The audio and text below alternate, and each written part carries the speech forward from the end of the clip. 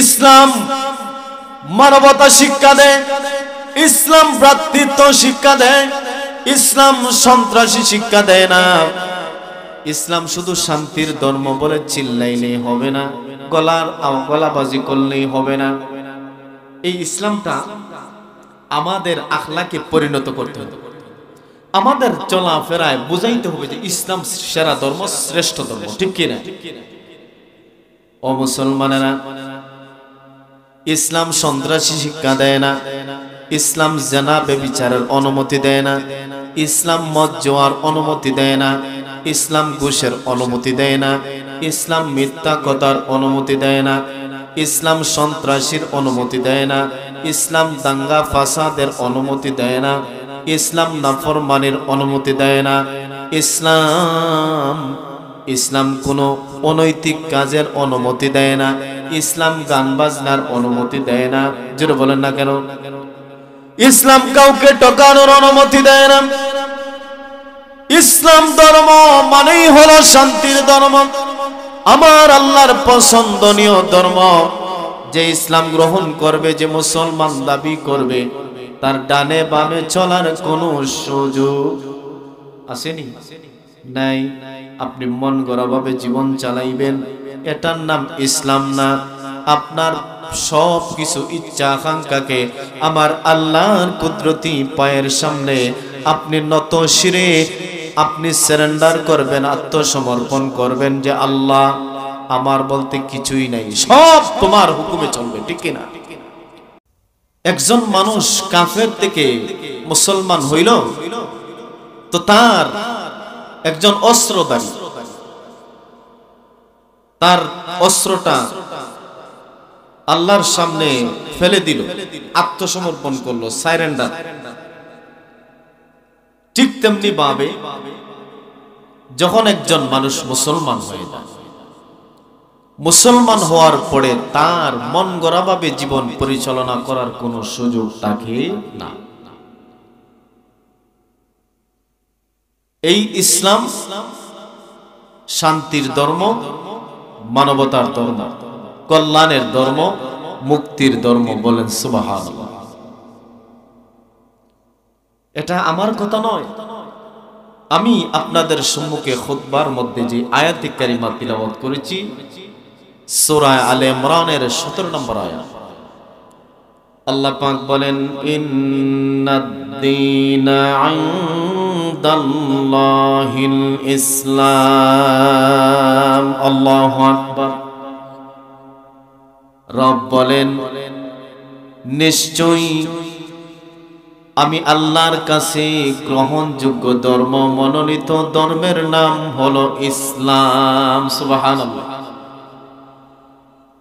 আরেক আয়াতে রব্বুল আলামিন বলেন, ওয়ামান ইয়াবতাগি গায়রাল ইসলামি দীনান ফালাই ইউকবালা মিন ওয়া হুয়া ফিল আখিরাতি মিনাল খাসিরিন। রব্বুল আলামিন বলেন, ইসলাম ছাড়া অন্য কোনো ধর্ম যদি কেউ নিয়ে আসে, অন্য কর্ম, অন্য কোনো ধর্ম, অন্য কোনো মতাদর্শ যদি কেউ তালাশ করে, রব বলেন শোনো, তার কাছ থেকে ওই ধর্ম, তার কাছ থেকে ওই পথ এবং মত পশ্চিম কালেও আমি রব্বুল আলামিন গ্রহণ করব না। আর ওই ব্যক্তি আখিরাতের মধ্যে চরম ক্ষতিগ্রস্তদের অন্তর্ভুক্ত হয়ে যাবে। আল্লাহ পাক বলেন, আল-ইয়াওমা আকমালতু লাকুম দীনাকুম। আল্লাহ পাক বলেন, শোনো, আজকের দিনে আমি তোমাদের জন্য তোমাদের দিনকে, তোমাদের ধর্মকে পরিপূর্ণ করে দিলাম। সুবহানাল্লাহ। পরিপূর্ণ করে দিয়েছেন আল্লাহ। ওয়ারাদিতু লাকুমুল ইসলামা দীনা। এবং আল্লাহ বলেন, শোনো, দিন ইসলামকে আমি আল্লাহ তোমাদের জন্য মনোনীত করলাম। ভাইরা আমার, ইসলাম আল্লাহ পাকের কাছ থেকে পছন্দনীয় ধর্ম, মনোনীত ধর্ম। এটা স্বয়ং আল্লাহ পাক আপনাকে আমাকে দান করছেন। সুবহানাল্লাহ। এখন বুঝার বিষয় হলো, এই ইসলামের দাওয়াতটা কি শুধু আমাদের নবী দিয়েছেন নাকি সমস্ত নবীরা দিয়েছেন? এই দ্বীনের দাওয়াত কি শুধু আমাদের নবী দিয়েছেন নাকি সমস্ত নবীগণ দিয়েছেন? ভাইরা আমার, হযরতে আদম আলাইহিস সালাতু ওয়াস সালাম থেকে নিয়ে এই পর্যন্ত আমাদের নবী মুহাম্মদ মুস্তাফা সাল্লাল্লাহু আলাইহি ওয়াসাল্লাম পর্যন্ত আল্লাহ পাক রব্বুল আলামিন 1,00,000 মতান্তরে 2,24,000 পয়গম্বর রাসূলগণ আল্লাহ পাক দুনিয়াতে প্রেরণ করেছিলেন। সমস্ত নবীগণের একই দাওয়াত ছিল, মৌলিক দাওয়াত একটাই ছিল, ভিন্ন কোনো দাওয়াত ছিল না। ইয়া আইয়ুহান নাসু কুলু লা ইলাহা ইল্লাল্লাহু তুফলিহুন। হে দুনিয়ার মানুষ, তোমরা বলো লা ইলাহা ইল্লাল্লাহ, বলো লা ইলাহা ইল্লাল্লাহ। আল্লাহ ছাড়া আর কোনো মাবুদ নাই, আল্লাহ ছাড়া আর কোনো ইলাহ নাই, আল্লাহ ছাড়া আর কোনো আইনদাতা নাই, আল্লাহ ছাড়া আর কোনো বিধানদাতা নাই, আল্লাহ ছাড়া আর কোনো হুকুমদাতা নাই। আল্লাহ মারনেওয়ালা, আল্লাহ পালনেওয়ালা, আল্লাহ ইজ্জতের মালিক, আল্লাহ বিজ্জতের মালিক। সমস্ত ক্ষমতা যার হাতে, চিল্লায়া পড়েন তিনি কে? আল্লাহ। সমস্ত নবীগণে কি কালেমার দাওয়াত দিয়েছেন? হে লোক সকল, বলো লা ইলাহা ইল্লাল্লাহ তুফলিহুন। এই কালেমা যদি গ্রহণ করো, আল্লাহ ছাড়া আর কোনো মাবুদ নাই, আর কোনো আইনদাতা নাই, বিধানদাতা নাই, এই কালেমা গ্রহণ করলে পরে ফিদ দুনিয়া ওয়াল আখিরা, দুনিয়া আখিরাতে উভয় জগতে তুমি হয়ে যাবে সফলতার জিন্দেগি, তুমি হয়ে যাবে সফল কাম, তুমি হয়ে যাবে সফল কাম একজন মুমিন মুসলমান। সুবহানাল্লাহ। এই কালেমা যে গ্রহণ করছে সে দুনিয়াতেও সম্মানিত হইছে, আখিরাতেও সম্মানিত এবং জান্নাতি। সুবহানাল্লাহ। শুধু তাই নয়, দ্বীনের শাব্দিক অর্থ হলো রীতিনীতি। দ্বীনের শাব্দিক অর্থ কি? রীতিনীতি। দ্বীনের পারিভাষিক অর্থ হলো আদম আলাইহিস সালাতু ওয়াস সালাম থেকে নিয়ে আমাদের নবী মুহাম্মদ মুস্তাফা সাল্লাল্লাহু আলাইহি ওয়াসাল্লাম পর্যন্ত আল্লাহ পাকের তরফ থেকে যে আসমানি বিধানগুলো আসে, ওই আসমানি বিধানগুলো পালন করার নাম হলো দ্বীন বা ধর্ম। সুবহানাল্লাহ। তাহলে এই দ্বীন, এই ইসলাম, এটা আমাদের আদি পিতা আদম থেকে নিয়ে সমস্ত নবী আলাইহিস সালাতু ওয়াস সালামরা এই ইসলামের দাওয়াত দিয়েছেন, কালেমার দাওয়াত দিয়েছেন। বলেন সুবহানাল্লাহ। কিন্তু এখানে বোঝার আরেকটা বিষয় হলো, তাদের শরীয়ত ছিল ভিন্ন ভিন্ন, কিন্তু মৌলিক যেই তাওহীদ এটা ছিল এক এবং অভিন্ন। সুবহানাল্লাহ। শরীয়ত ভিন্ন ভিন্ন ছিল।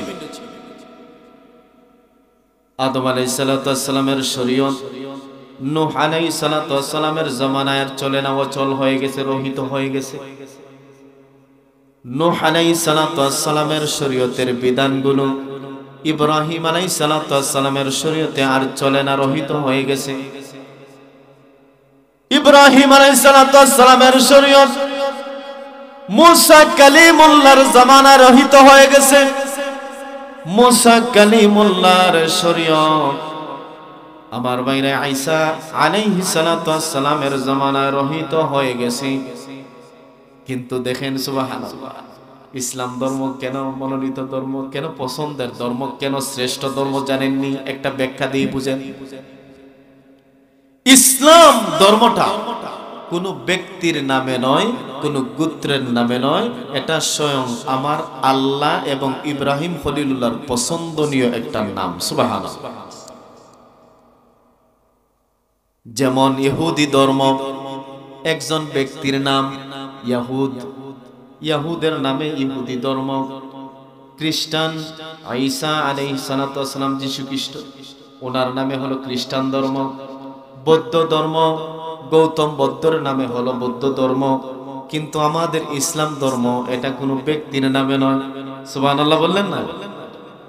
এটা কোনো ব্যক্তির নামে নয়।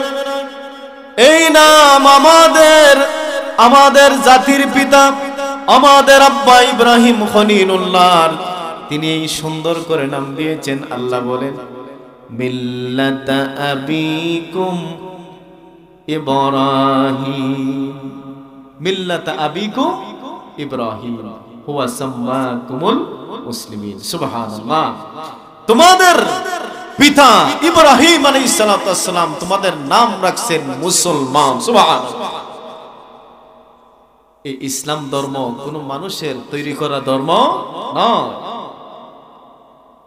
ইসলাম ছাড়া অন্য কোন ধর্মে, অন্য কোন রীতিতে, অন্য কোন পদ্ধতিতে কারো মুক্তি পাওয়া সম্ভব না। ইসলাম মানবতা শিক্ষা দেয়, ইসলাম ভ্রাতৃত্ব শিক্ষা দেয়, ইসলাম সন্ত্রাসী শিক্ষা দেয় না। ইসলাম শুধু শান্তির ধর্ম বলে চিল্লাইলেই হবে না, গলাবাজি করলেই হবে না। এই ইসলামটা আমাদের আখলাকে পরিণত করতে হবে, আমাদের চলাফেরায় বুঝাইতে হবে যে ইসলাম সেরা ধর্ম, শ্রেষ্ঠ ধর্ম। ঠিক কিনা? ও মুসলমানেরা, ইসলাম সন্ত্রাসী শিক্ষা দেয় না, ইসলাম জেনা ব্যভিচারের অনুমতি দেয় না, ইসলাম মদ জোয়ার অনুমতি দেয় না, ইসলাম ঘুষের অনুমতি দেয় না, ইসলাম মিথ্যা কথার অনুমতি দেয় না, ইসলাম সন্ত্রাসীর অনুমতি দেয় না, ইসলাম দাঙ্গা ফাসাদের অনুমতি দেয় না, ইসলাম নাফরমানির অনুমতি দেয় না, ইসলাম কোনো অনৈতিক কাজের অনুমতি দেয় না, ইসলাম গান বাজনার অনুমতি দেয় না। যেটা বলেন না কেন? ইসলাম কাউকে ঠকানোর অনুমতি দেয় না। ইসলাম ধর্ম মানেই হলো শান্তির ধর্ম, আমার আল্লাহর পছন্দনীয় ধর্ম। যে ইসলাম গ্রহণ করবে, যে মুসলমান দাবি করবে, তার ডানে বামে চলার কোনো সুযোগ আসেনি, নাই। আপনি মন গড়া ভাবে জীবন চালাইবেন, এটার নাম ইসলাম না। আপনার সব কিছু ইচ্ছা আকাঙ্ক্ষাকে আমার আল্লাহর কুদরতি পায়ের সামনে আপনি নত শিরে আপনি সারেন্ডার করবেন, আত্মসমর্পণ করবেন যে আল্লাহ আমার বলতে কিছুই নাই, সব তোমার হুকুমে চলবে। ঠিক কিনা? প্রাণের ভাইয়ের আমার, এই ইসলাম যদি আমরা মানতাম, ইসলাম যদি আমরা বুঝতাম, অনুধাবন করতাম, আজকে 2 নম্বরের সুযোগ ছিল না, মানুষকে হয়রানির সুযোগ ছিল না, মানুষের নির্যাতিত নিপীড়িত নিরপরাধের নিষ্পাপ মানুষের হাতে হ্যান্ডকাফ লাগানোর অনুমতি ছিল না। ঠিক কিনা? কথা বলেন না? ইসলাম বুট চুরির অনুমতি দেয় না, ইসলাম মানুষকে হত্যার অনুমতি দেয় না, ইসলাম রাস্তার মধ্যে রোডের বোতলে বাঁশ দেওয়ার অনুমতি দেয় না। ঠিক কিনা? কথা বলেন না? কিন্তু দেখেন তো আমাদের মধ্যে আজকে ইসলাম আছে নাই। বাইরে আমার, আমরা ইসলামটাকে আজকে গতানুগতিক ধর্ম বানিয়ে নিয়েছি, মনে যেমনে চাই এমনি, মনে যেমনে চাই এমনি চলতেছে। ইসলাম চলবে আপনার আমার রবের নির্দেশ মতো, হুকুম মতো। ঠিক কিনা? নবীজির তরিকা মতো আমাদের জিন্দেগি পরিচালনা করে। ইসলাম এমন একটা ধর্ম, এমন একটা প্রশংসনীয় ধর্ম। আল্লাহু আকবার। রাসূল পাকের কাছে জিবরাইল আসছে। কে আসছে? জোরে বলুন। জিবরাইল। হাদিসে জিবরাইল আলাইহিস সালাতু ওয়াস সালাম এসে বলতেছেন, ইয়া রাসূলুল্লাহ, আমাকে ইসলাম কাকে বলে, ইসলাম সম্পর্কে আমাকে বলুন। সুবহানাল্লাহ। আল্লাহর নবী বলেন, তুমি এই কথার সাক্ষ্য দিবা যে আল্লাহ ব্যতীত আর কোনো মাবুদ নাই, আর মুহাম্মদ সাল্লাল্লাহু আলাইহি সাল্লাম আখিরি জামানার নবী, তিনি সর্বশেষ নবী এবং রাসূল, আল্লাহর বান্দা। সুবহানাল্লাহ। নামাজ পড়বা, রোজা রাখবা, হজ করবা, যাকাত দিবা। সুবহানাল্লাহ। এই পদ্ধতিগুলো, এই ইবাদতগুলো, ইবাদতের সমষ্টি হলো ইসলাম। সুবহানাল্লাহ। বুনিয়াল ইসলামু আলা খামসিন শাহাদাতু আল্লা ইলাহা ইল্লাল্লাহ। ইসলাম পাঁচটা বুনিয়াদের উপরে, পাঁচটা ভিত্তির উপরে, পাঁচটি খুঁটির উপরে। সুবহানাল্লাহ। ইসলামের বুনিয়াদ ভিত্তি কয়টা? জোরে বলুন। পাঁচটা। এক নাম্বার হলো আশহাদু আল্লা ইলাহা ইল্লাল্লাহ ওয়া আন্না মুহাম্মাদার রাসূলুল্লাহ। এই কথার সাক্ষ্য দেয়া আল্লাহ ছাড়া আর কোনো মাবুদ নাই, আর মুহাম্মদ সাল্লাল্লাহু আলাইহি ওয়াসাল্লাম আল্লাহ পাকের প্রেরিত বান্দা এবং রাসূল। সুবহানাল্লাহ। এবং নামাজ পড়া, রোজা রাখা, হজ করা, যাকাত দেয়া, এই পাঁচটা স্তম্ভের নাম হলো ইসলাম। সুবহানাল্লাহ। এখন পাঁচটা কুটি দিয়ে আপনি ঘর বানাইলেন। কি বানাইলেন? ঘর বানাইলেন, তৈরি করলেন। একটা কুটি যদি দুর্বল থাকে, ওই কোনাটা দুর্বল হবে না? কোনাটা ভেঙে পড়ার আশঙ্কা থাকবে, ঠিক কিনা? এখন আমি কালেমা পড়লাম, মুসলমান হইলাম। মুসলমান অনেকে নামাজ পড়ে না, আছে না নাই? তাহলে তার একটা কুটি দুর্বল। তার একটা কুটি কি দুর্বল। অনেকে রমজানে রোজাও রাখে না, নামাজও পড়ে না, রোজাও রাখে না, তার দুইটা কুটি দুর্বল। কয়টা? জোরে বলুন। দুইটা। অনেক মানুষ আছে নেশাব পরিমাণ মাল আছে কিন্তু যাকাত দেয় না, তার তিনটা কুটি দুর্বল। কয়টা? জোরে বলুন। তিনটা। তো এই যে একটা একটা কুটি দুর্বল হচ্ছে, ঘরের অবস্থা কি হবে আল্লাহই ভালো জানে, ঠিক কি না? ও মুসলমান ভাইরা, আজকে আমরা মুসলমান দাবি করি কিন্তু ইসলামের বিধিবিধানগুলো আমরা পালন করি না। অনেক মুসলমান আছে নামাজও পড়ে না, সুদ খায়, ঘুষ খায়, মিথ্যা কথা বলে, অন্যের জমি গ্রাস করে। এরকম লোক নাই? কথা বলেন না কেন? নাই মনে হয়? আছে। অনেক মুসলমান আছে নামাজ পড়ে না, রোজা রাখে না, হজ করে না, যাকাত দেয় না, শুধু নামে মুসলমান, শুধু নামে মুসলমান। ওই নামাজ না পড়লে কি হইছে? আমার ঈমান বড় শক্ত। ঈমান বড় কি শক্ত। তো বুকের হাড্ডির নাম কি ঈমান নাকি? বুকের হাড্ডি একজনে টুসি মাইরা ভেঙে দিল, ঈমান তো আর টাকলো না, ঠিক কিনা? ভাইয়ের আমার, একজন লোক বিয়ে করার পর তাকে শ্বশুর বাড়ি থেকে একটা ফুল প্যান্ট দিয়েছে। ফুল প্যান্ট দেওয়ার পরে প্যান্টটা অনেক লম্বা হয়ে গেছে। এখন স্ত্রীকে বলছে, বিবিরে আমার প্যান্টটা 4 আঙ্গুল নিচে কাটছাট করে রাখবা, কেটে রাখবা। এখন বিবি নতুন বউ, প্যান্ট কাটার আর মনে নাই, প্যান্ট কাটতো আর সময় পায় নাই, মনে নাই। এখন স্বামী বেচারা ঘরের মধ্যে আইসা দেখে প্যান্ট কাটছে না। স্বামী বড় খুশি হবে না বেজার হবে? বেজার। হ্যাঁ, নতুন বউ আনলাম, প্রথম দিনই আমার অর্ডার লঙ্ঘন করলো। এই, আমি 2 ঘন্টার টাইম দিলাম, আমার প্যান্ট যদি কাটা না হয় তাইলে তোমার 3টা, তোমার মারে 6টা। এইভাবে হুকুম দিয়াম চলে গেল বাহিরে। বাহিরে যাওয়ার পর এই হুকুমটা মায়ে শুনলো, বোনে শুনলো। শোনার পরে মা বলে, বাপরে, আমার সন্তান যে গরম হইছে, যদি আরেকবার প্যান্ট কাটা না পায় তাইলে আমার বউ মারে বাইরে মাইরা লাগবে। বিয়ে বাড়ির মধ্যে বোনার সিন নাই, বেড়ানিত বিয়ে বাড়ি বেড়ানিত আসার পরে বোন ডাক দেয়, সর্বনাশ বোন, ভাই যে গরম হইছে, বাবিরে সাইরাই দিব। কথাগুলো বুঝে। এবার সন্তানটা 2 ঘন্টা পরে ঘরের মধ্যে আসলো।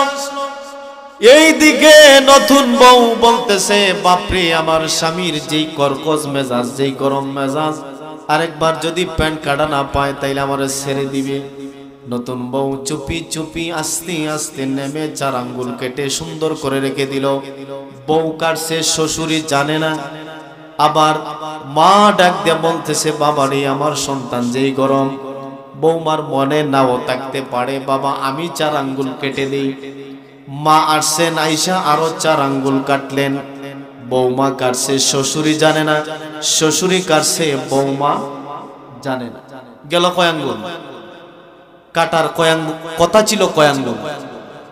4 আঙ্গুল। গেল কয় আঙ্গুল? 8 আঙ্গুল। বোন ছিল রান্না করে, ডাক দিয়ে পায়ের যে বাবির মন মন নাও থাকতে পারে, বাবা আমি গে কেটে ছোট বোনটা আইসে আয়া আরো 4 আঙ্গুল কাটছে। এখন গেল কয় আঙ্গুল? 12 আঙ্গুল কাটার কথা ছিল, কয় আঙ্গুল? 4 আঙ্গুল। এখন বেচারা জামাই বেড়া, নতুন জামাই, কালকে শ্বশুর বাড়ি যাইব, ফিরা যাত্রা, বউ লইয়া ওয়ার্ডরোব থেকে প্যান্ট বের করছে। প্যান্ট বের করে দেখা যায় প্যান্ট ছিল ফুল প্যান্ট, এখন হয়ে গেছে হাফ প্যান্ট। কি প্যান্ট ছিল? ফুল প্যান্ট, হইছে কি হাফ প্যান্ট। ডাক দিয়া কই সর্বনাশ। কি হইছে? সর্বনাশ। এই উদাহরণ দেওয়ার অর্থ হলো, যদিও আপনারা হাসতেছেন, আজকে ইসলামকে আমরা শুধু মসজিদ এবং মাদ্রাসার ভিতরে সীমাবদ্ধ রাখছি।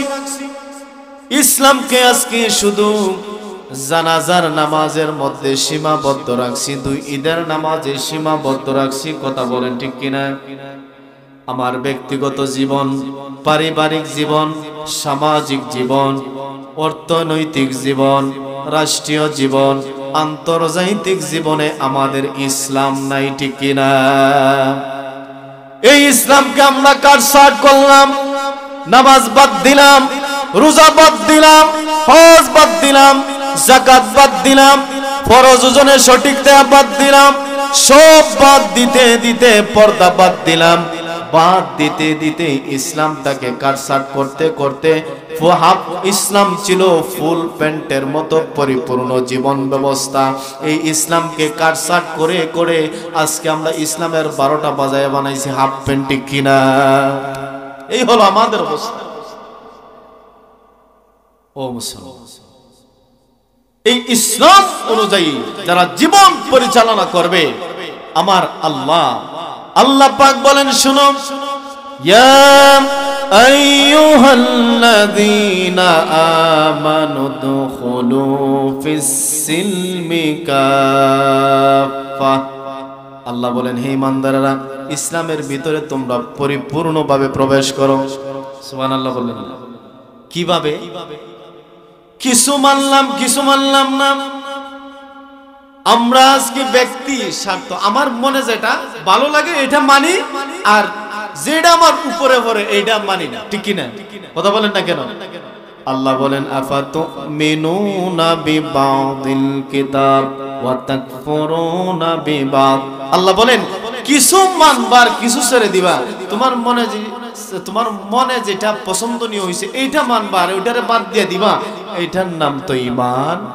কথা বলেন না কেন? আমরা তো আজকে কিছু মানি না, আমাদের স্বার্থে যেটা পড়ে এইটারে মানি। কথা বলেন না কেন? যদি এমন হইতো তাইলে কি সুদ খাওয়ার সুযোগ আছে? কথা বলেন না কেন? হায় হায়, সমাজের মধ্যে পাগড়িওয়ালা, টুপিওয়ালা, রুমালওয়ালা, জুব্বাওয়ালা, তাসবিহওয়ালা, কিন্তু লোকটা তাহাজ্জুদ গুজার, এরপরেও তালাশ করে দেখেন লোকটা 1 নম্বরের সুদখোর। আর আসতে আছে না? 1 নম্বরের সুদখোর। কি বলেন? হজ করেছে কেন? সাইনবোর্ড কি লাগাইছে? সাইনবোর্ড। মানুষ হাজি ডাকবো। একবার হজ করে আইছে, আয়া কয়, হুজুর আমার তো কেউ হয় না, আমি যে হজ করে এলাম কি কি দেখলাম, আমার কেউ জিজ্ঞাসা না। আমার মতে এটি আপনার কোয়ার দরকার কি? আপনি হজ করছেন আল্লাহর জন্য, ঠিক কিনা? কুল ইন্না সলাতি, নামাজ হবে কার জন্য? ওয়া নুসুকি, কুরবানি হবে কার জন্য?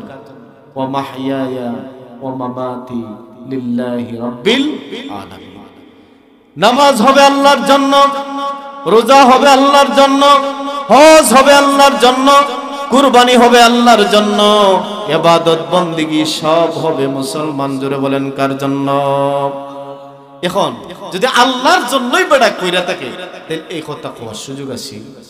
এরপরে আবার হাজি না ডাকলে রাগ হইয়া যায়, ঠিক কি না? এখন এই যে সুদখোর নাম্বার 1 একটা সুদখোর, কিন্তু হজ করে আসছে, হে কি আল্লাহর জন্য হজ করছে নাকি হাজি লাগানোর জন্য? জোরে বলুন। তার ভিতরে যদি আল্লাহর ভয় থাকতো, যদি পরিপূর্ণ মুসলমান হতো, মুসলমান মানেই হল আত্মসমর্পণকারী, ঠিক কিনা? যে আত্মসমর্পণ করলো তার নাম মুসলমান বা মুসলিম। কথা বলেন না কেন? এখন যে আত্মসমর্পণ করলো তার তো সুদ খাওয়ার কোনো কথা না, সুদ খাওয়ার সুযোগ নাই, ঘুষ খাওয়ার সুযোগ নাই, মিথ্যা বলার সুযোগ নাই, কর্কশবাসী হওয়ার সুযোগ নাই। কথা বলেন না কেন? আমাদের সমাজে এই লোকগুলার খুব অভাব না খুব বেশি? ও মুসলমান, অথচ আল্লাহর নবী বলেন আল মুসলিমু মান সালিমাল মুসলিমুনা মিন লিসানিহি ওয়া ইয়াদিহি। রাসূল বলেন মুসলমান তো ওই ব্যক্তি, প্রকৃত মুসলমান ওই ব্যক্তি যার জবান এবং হাত থেকে অপর মুসলমান নিরাপদ থাকে। সুবহানাল্লাহ। অপর মুসলমান কি থাকে? আজকে অ্যানালাইসিস করে দেখবেন, আমরা দাবি করি মুসলমান, কিন্তু আপনার আমার জবানটা ইস্পাতের চাইতেও দার। কথা বলেন না কেন?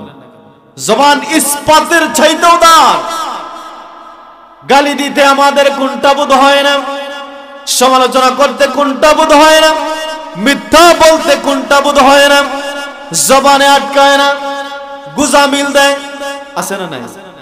গীবত, শিকায়েত, চুগলখড়ি, মিথ্যা কথা, বাটফারি যা আছে সব 2 নাম্বারে জবান দেয়া, ঠিক কিনা?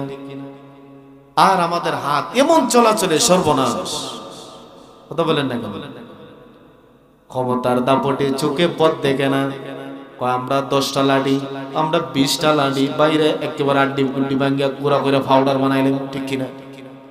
এটা কি মুসলমান? নবীর হাদিস তো বলে এরা মুসলমান না, ঠিক কিনা? প্রকৃত মুসলমান ওই ব্যক্তি যার মুখ এবং হাত থেকে অপর মুসলমান নিরাপদ থাকে। রাসূল বলেন এটাই প্রকৃত মুসলমান। সুবহানাল্লাহ। এরা হলো প্রকৃত মুসলমান। বাইরাম। তাহলে এই ইসলামের ভিতরে 1 নাম্বার আপনি সাক্ষ্য দিবেন আল্লাহ ব্যতীত আর কোনো মাবুদ, যারা বলেন মাবুদ নাই।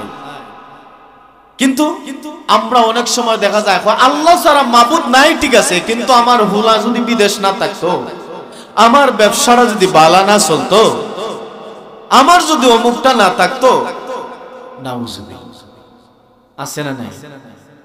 ও মুসলমান ভাইরা আমার, এটার নাম তো ঈমান না।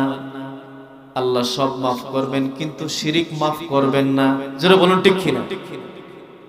আল্লাহ বলেন ও আমার বান্দারা শোনো, আমি আল্লাহ ইচ্ছে করলে সব মাফ করব, কিন্তু আমি আল্লাহ শিরিক গুনাহ মাফ করব।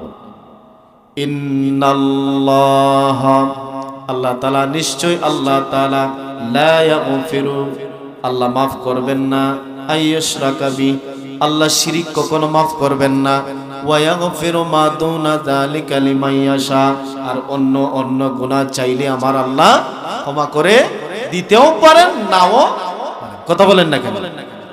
আল্লাহ বলেন ইন্নাহু মাইয়ুশরিক বিল্লাহ ফাকাদ হারামাল্লাহু আলাইহিল জান্নাহ।